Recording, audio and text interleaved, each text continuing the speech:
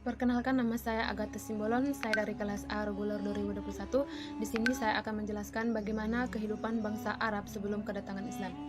Bangsa Arab sebelum kedatangan Islam hidup di zaman jahiliyah atau zaman kebodohan, di mana dalam syariat Islam, jahiliyah itu artinya ketidaktahuan akan petunjuk dari Ilahi. Kenapa dibilang zaman jahiliyah? Karena pada masa ini tindakan perbuatan dari masyarakat Arab itu sangat buruk, di mana masyarakat Arab belum mempunyai kitab suci, belum mempunyai ideologi, belum mempunyai agama yang jelas, dan belum mempunyai seorang pemerintah yang dapat membimbing mereka. Di zaman ini nilai-nilai norma itu tidak diindahkan, bahkan akhlak pada zaman ini sangat tidak bagus. Dalam kondisi politik, masyarakat Arab itu hidup secara bersuku-suku atau kabilah-kabilah, di mana mereka hidup sendiri-sendiri sesuai kabilahnya. Dalam kabilah ini tidak ada namanya ikatan nasional, yang ada hanyalah ikatan kabilah. Dasar dari ikatan ini ialah pertalian darah. Ikatan asyabiah atau ikatan kabilah sangat kuat dan sangat mendalam bagi bangsa Arab, di mana jika salah satu anggotanya dianiaya atau teraniaya, maka seluruh anggotanya akan bangkit untuk membela anggotanya tersebut. Semboyan dari kabilah-kabilah pada masyarakat Arab ialah tolong saudaramu baik dia menganiaya ataupun dianiaya. Nah, dari semboyan ini kita tahu jika salah satu anggotanya menganiaya, maka teman yang lain juga ikut menganiaya, bukan hanya dia dianiaya. Di setiap kabilah itu ada pemimpin. Pemimpin disebut juga sebagai raja, di mana setiap anggota rakyat masyarakat dari kabilah ini akan tunduk dan patuh terhadap pendapat dari pemimpin ini, baik itu seruan perdamaian ataupun seruan perperangan.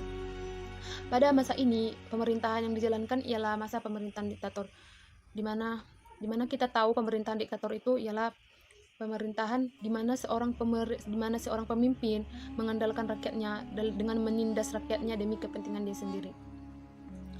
Begitulah hak dari rakyat dari pemimpin ini sangat direbut. Hak rakyatnya direbut. Rakyat diumpamakan menjadi seorang ladang, di mana rakyatnya harus memberikan hasil pertaniannya kepada raja atau pemimpin, dan pemimpinnya akan bersenang-senang, berfoya-foya, mengumbar kekayaan dari hasil rakyatnya tersebut. Ya, rakyat hanya bisa diam, rakyat hanya bisa mengeluh, menangis, merintih, tanpa bisa melakukan perlawanan sedikit pun. Kondisi masyarakat Arab sebelum Islam itu berbeda-beda, mempunyai tingkatan yang berbeda-beda, di mana jika keluarga dari bangsawan itu sangat diprioritaskan, diunggulkan, atau bahkan itu dengan pertumpahan darah sekalipun. Jika salah satu anggota keluarga ini mendapatkan nama terkenal di bangsa Arab, maka dia harus banyak dibicarakan oleh kaum perempuan. Nah, jika seorang perempuan atau wanita ini menghendaki, maka seorang laki-laki tersebut dapat mengumpulkan beberapa kabilah untuk membuat perdamaian ataupun perperangan. Hubungan seorang laki-laki dan perempuan pada keluarga bangsawan itu harus dikehendaki oleh keluarga perempuan. Walaupun demikian, laki-laki tetaplah kepala keluarga yang harus dipatuhi setiap pendapatnya. Begitulah kira-kira bagaimana kehidupan keluarga bangsawan pada masyarakat Arab pra-Islam. Nah, untuk masyarakat lainnya itu hidup secara bebas. Laki-laki dan perempuan itu memiliki hubungan bebas, bahkan itu dalam hubungan yang lebih dalam. Bagi masyarakat itu adalah hal yang biasa, di mana perempuan dapat berhubungan dengan 5 lelaki sekaligus atau disebut dengan polyandry. Itu adalah hal yang biasa bagi masyarakat Arab.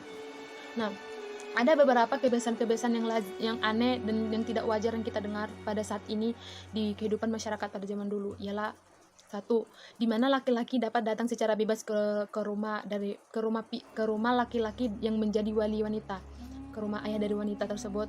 Jika dia memberikan mahar di hari itu saja, maka dia dapat menikahi perempuan itu di hari itu juga. Kedua, di mana laki-laki dapat menjumpai wanita dengan bebas atau disebut dengan wanita pelacur.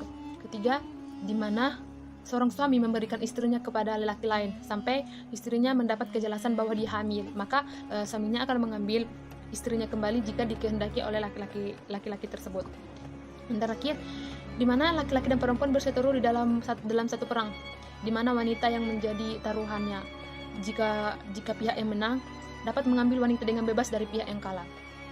Perjinahan mewarnai setiap lapisan masyarakat pada masyarakat Arab. Perjinahan itu adalah hal biasa bagi masyarakat Arab. Sampai-sampai seorang laki-laki dapat menikahi wanita seberapapun dia mau. Bahkan dia dapat menikahi janda ayahnya yang ditinggal mati ataupun diceraikan.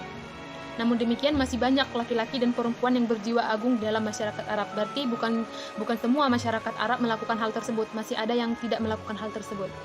Nah, kebiasaan-kebiasaan aneh pun terjadi dalam masyarakat Arab, di mana perempuan dianggap rendah, perempuan hanya dianggap sebagai budak, perempuan diperjualbelikan. Nah, jika seorang keluarga ini mempunyai anak perempuan, maka keluarga tersebut akan mengubur anak perempuan ini hidup-hidup karena mereka takut aib dan kesengsaraan. Begitu juga dengan anak laki-laki. Keluarga bisa saja membunuh anak laki-laki mereka karena takut miskin, karena takut sengsara. Begitulah kebudayaan-kebudayaan aneh yang terjadi dalam masyarakat Arab. Sistem kepercayaan dan agama Arab pra-Islam memang sudah mengenal bahwa Allah itu adalah Sang Pencipta. Sebelum kelahiran Nabi Muhammad di Arab pun sudah ada pendakwa yang datang ke Arab, yaitu Nabi Nuh dan Nabi Soleh. Nabi Nuh diutus ke kaum Ad dan Nabi Soleh diutus ke kaum Samud. Namun bangsa Arab pada saat itu tidak menerima ajaran dakwah dari Nabi Nuh dan Nabi Soleh tersebut. Hingga datanglah Nabi Ibrahim dan Nabi Ismail.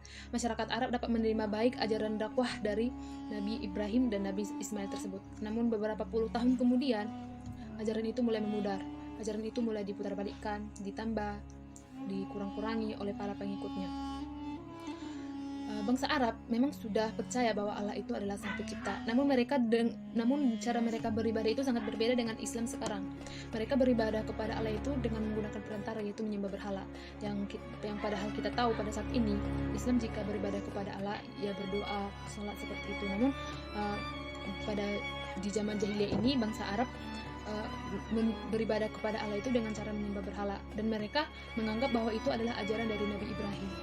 Pada saat itu ada tiga berhala besar yang ditempatkan mereka di tempat-tempat berbeda, seperti di tempat-tempat tertentu dan di tempat berbeda, seperti Manat yang mereka tempatkan di Musholol di tempat Laut Merah dekat Qadir, kedua Lata mereka tempatkan di Taif, ketiga Uzza mereka tempatkan di Wadi Nakha. Selain itu, masyarakat Arab mempercayai pengundian nasib dengan meletakkan anak panah di depan berhala Hubal. Mereka juga mempercayai peramal, orang-orang pintar. Sekalipun masyarakat Arab tinggal di masa jahiliyah, mereka tidak meninggalkan ajaran Nabi Ibrahim, seperti pengagungan Ka'bah, tawaf di sekelilingnya, haji, umroh, wukuf di Arafah, dan mujadalilah.